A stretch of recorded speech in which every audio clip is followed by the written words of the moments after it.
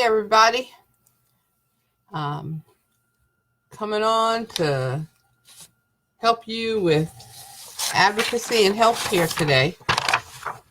And I'll give you a few minutes. 5, 4, 3, 2, 1. Welcome. Thank you so much for joining the group and for joining us today. We're going to talk a little bit about advocacy and action, navigating the healthcare system. This is part 2. My name is Carmen Wimberly Coffin, and I want to tell you a little bit about how I got here. I've been taking care of people and advocating for others since I was a child. It was what I was trained to do. My mom and dad, my dad was a pharmacist, so he advocated for people in his drugstore.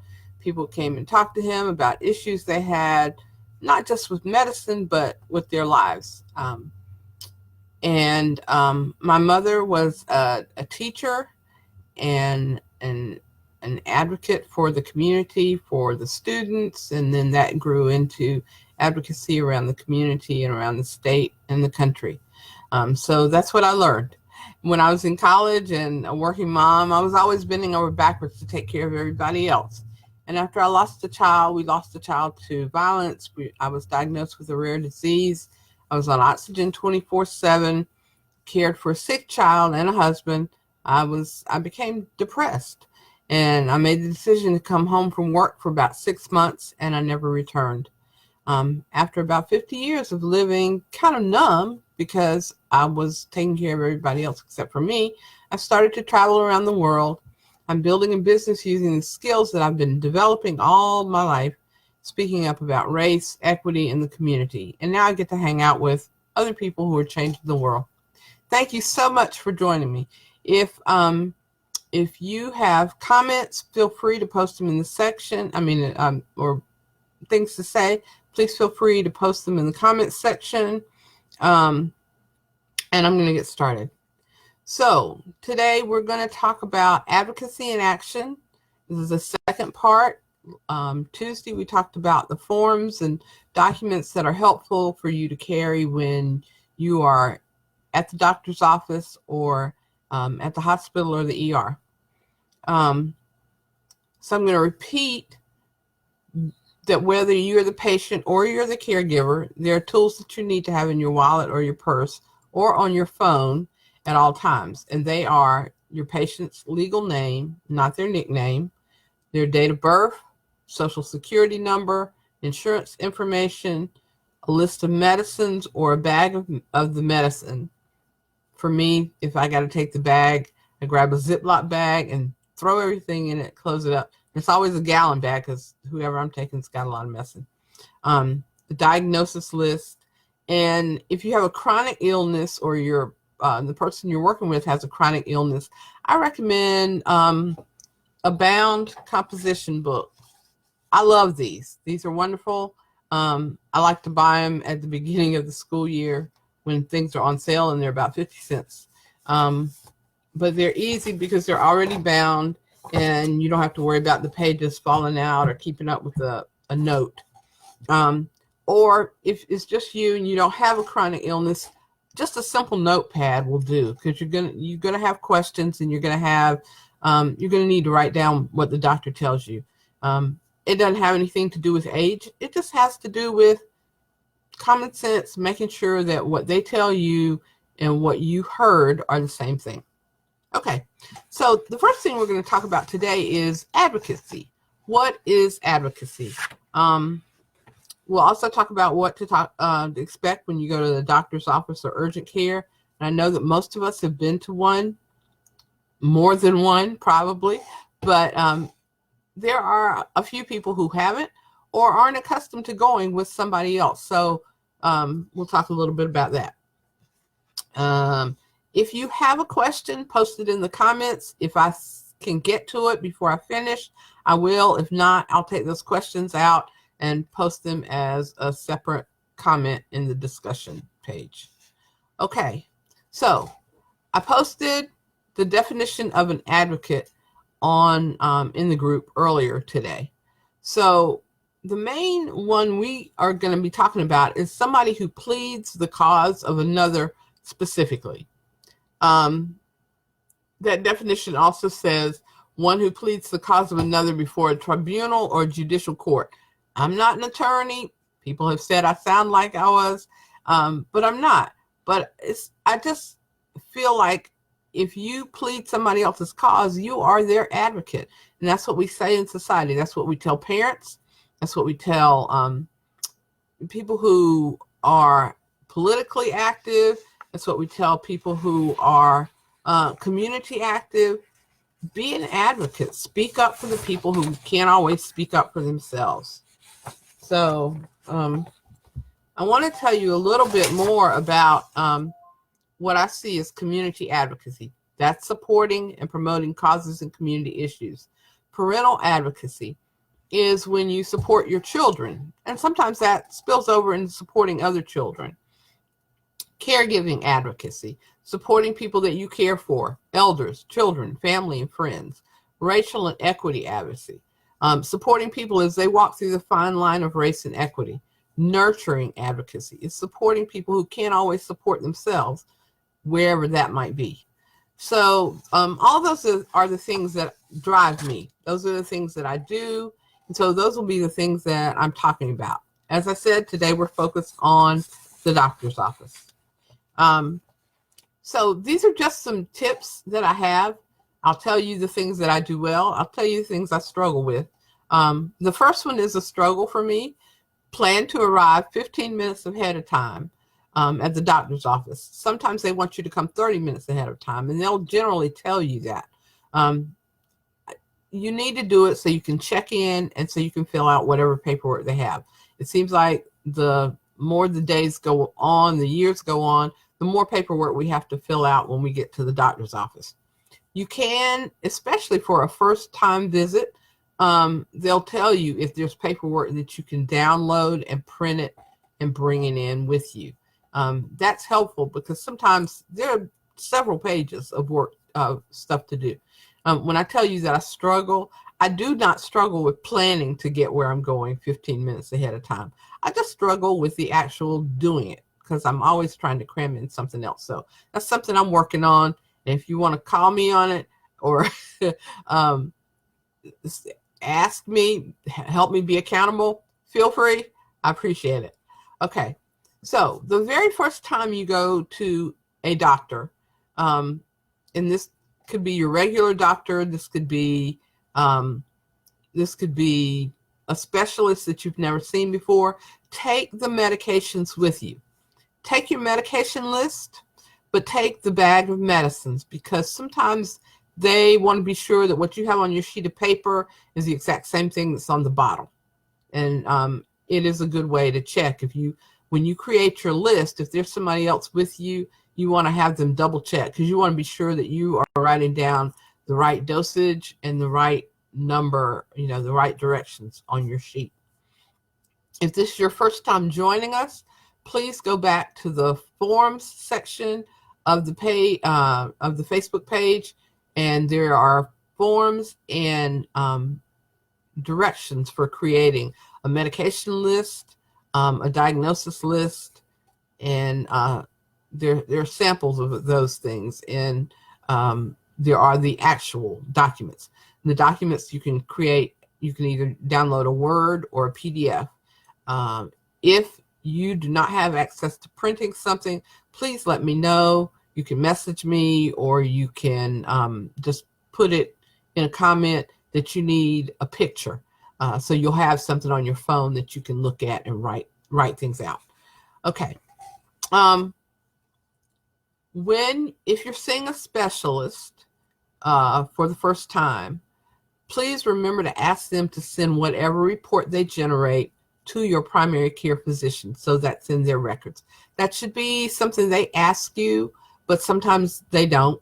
So you want to be sure that you get the information to your primary care physician.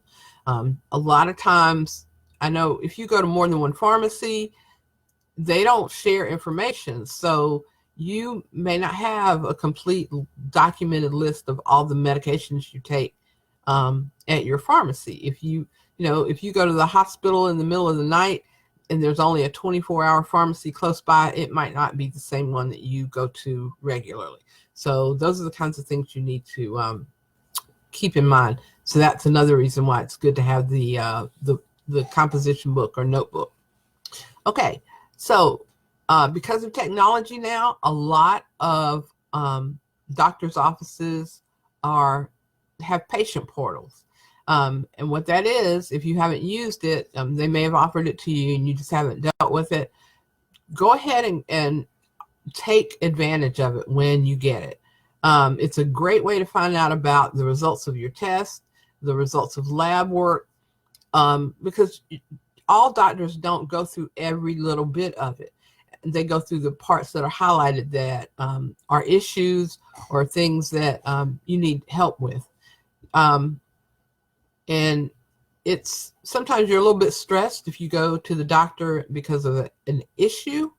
And so it's good to have that patient portal to go back in where you can read your own lab tests. You can read, you might not understand all of it, but you can read over it and it will help to confirm for you what the doctor said, or it may generate more questions.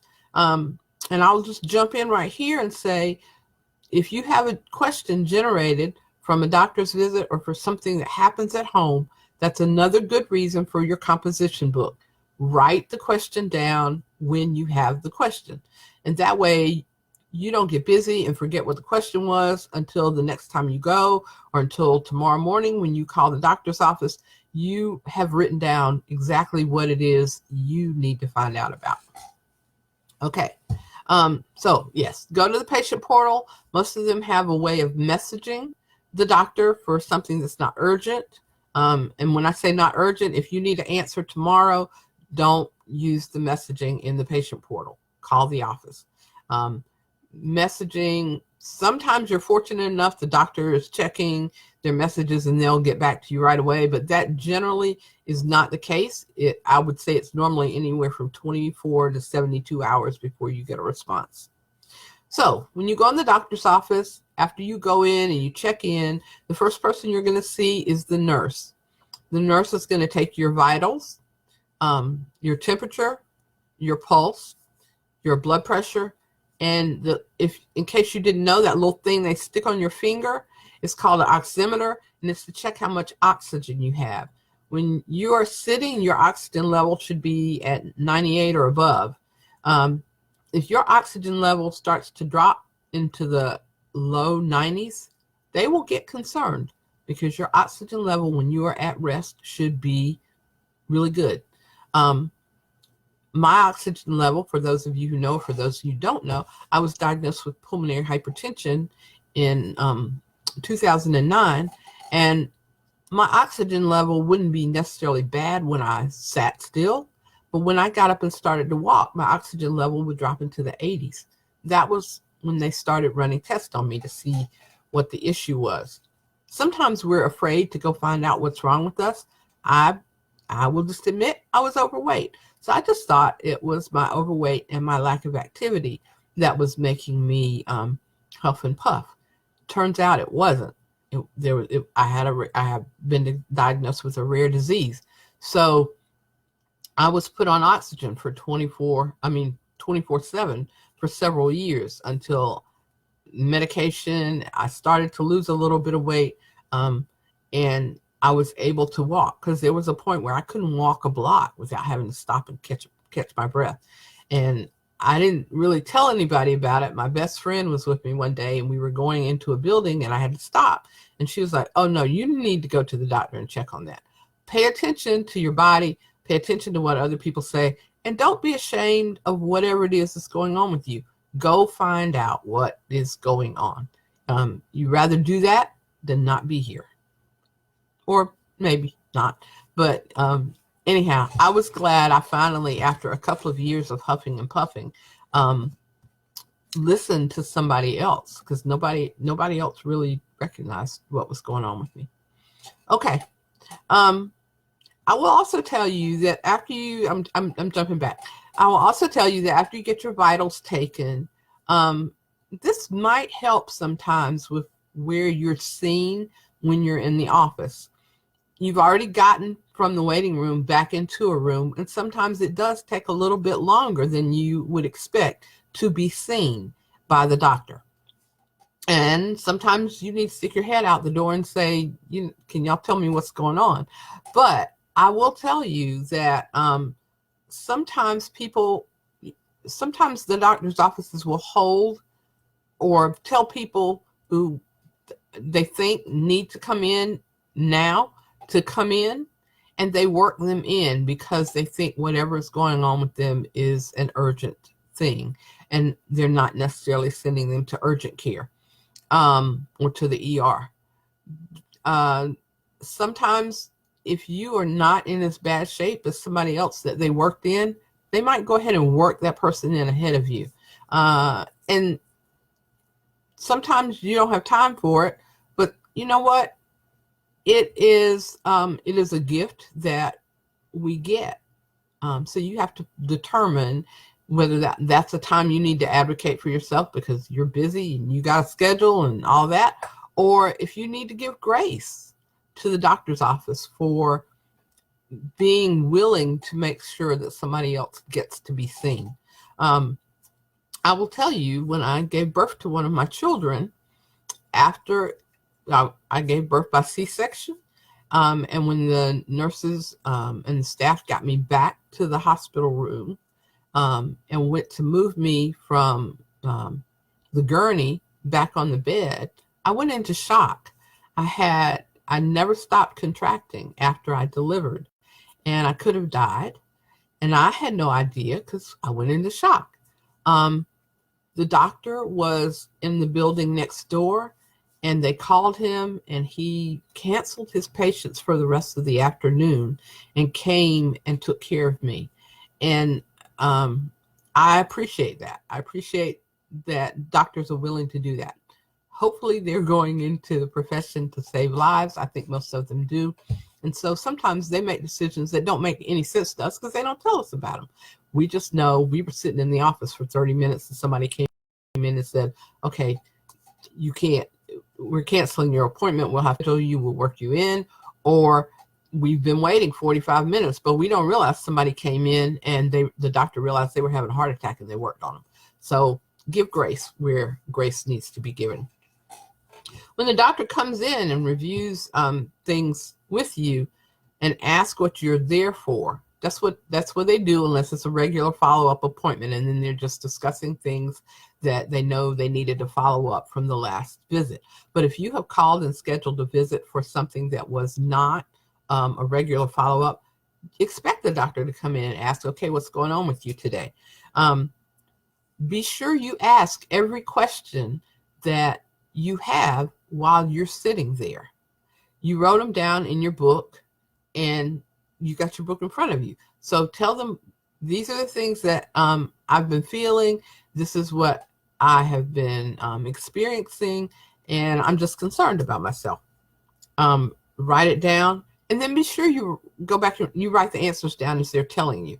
Now, if you're caregiving a child or an elder, you have opportunity there to let them talk. As your children get older, let them start to talk about what's going on with themselves.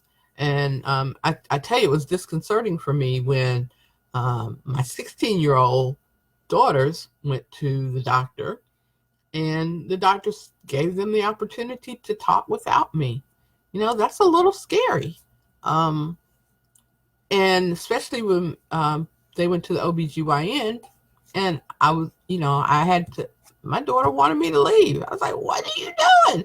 And it wasn't that they were doing anything, but they get to learn how, this is part of parenting, they get to learn how to advocate for themselves and to talk about what's going on with themselves. And I remember when my mother finally was sick enough in her early 80s she asked me to take her to the doctor. She wasn't driving anyway, but she asked me to take her instead of Daddy, and she let me come into the doctor's office. That was a big signal to me that it was time for me to take more of a role, an active role in her health care.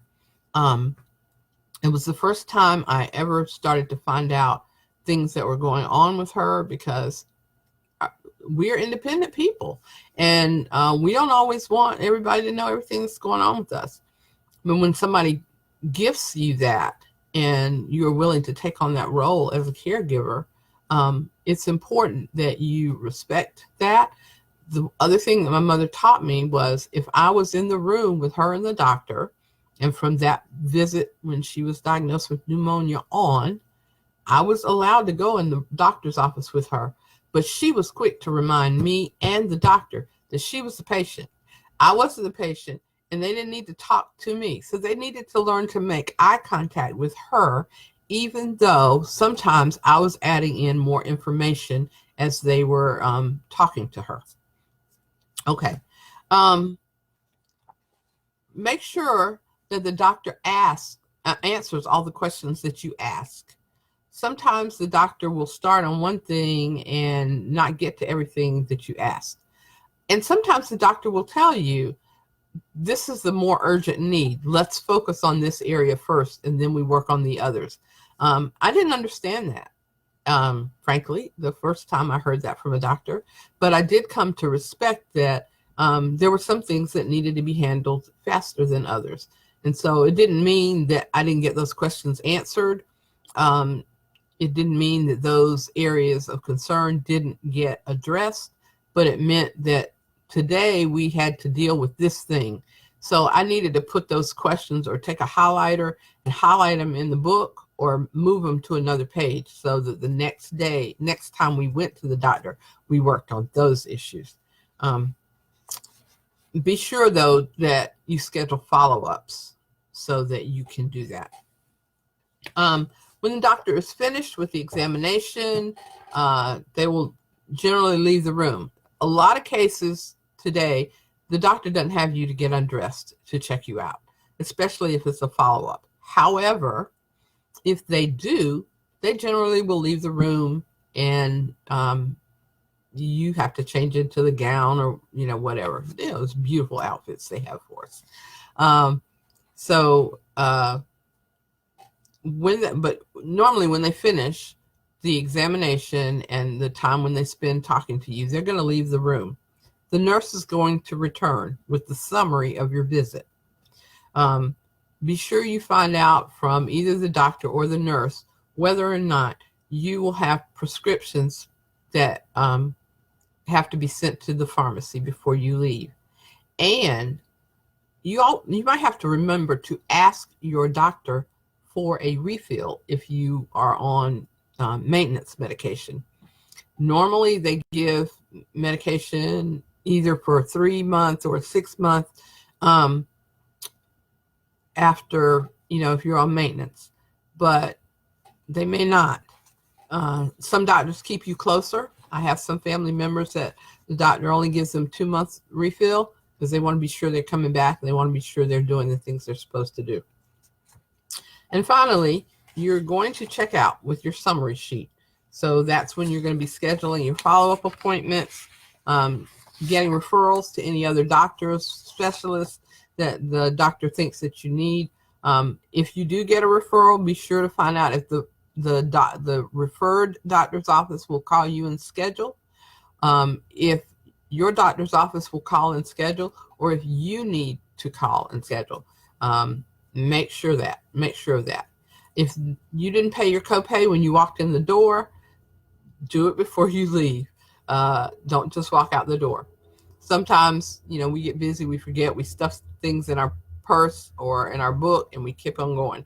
And be sure that you have all of your paperwork when you leave the doctor's office, including your insurance card, your debit and your credit card, or your checkbook.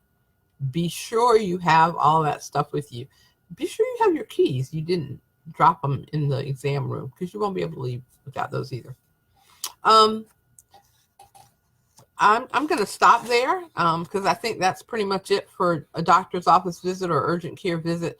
Those are, if you have a child, I do need to add this in. Be sure most doctor's offices now have a little sticker place, or a little toy chest. Let your child get something. my adult kids, when we go to urgent care, still like to pick up a sticker to make them feel better for going to the doctor. So that's just a word. Tuesday, next Tuesday, we'll talk more about what to expect at the hospital or the ER and how to deal with people that you're going to have to deal with there. Just as a reminder, I'm going to try to go live every Tuesday and Thursday at noon. If something happens to change that, I'll post it. I'm also going to try to post the topic a day ahead of time.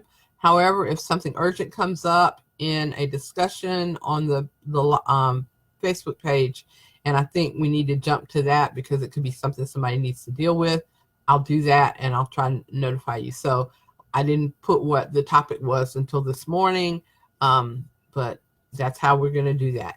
If you're watching this on replay, please type replay, hashtag replay in the comments section.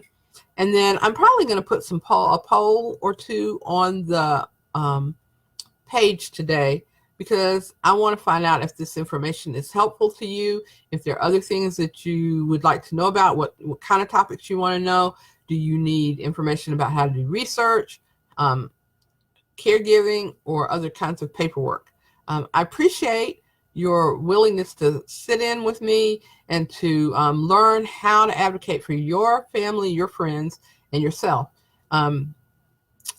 If there's any way I can be of assistance to you, please message me, or you can email me at takingcareofusnow@gmail.com. And I'll let me see if I can type that in the comments here.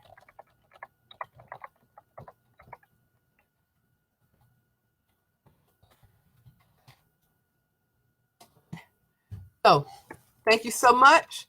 Have a great rest of your day. Stay safe. And we'll see you next Tuesday.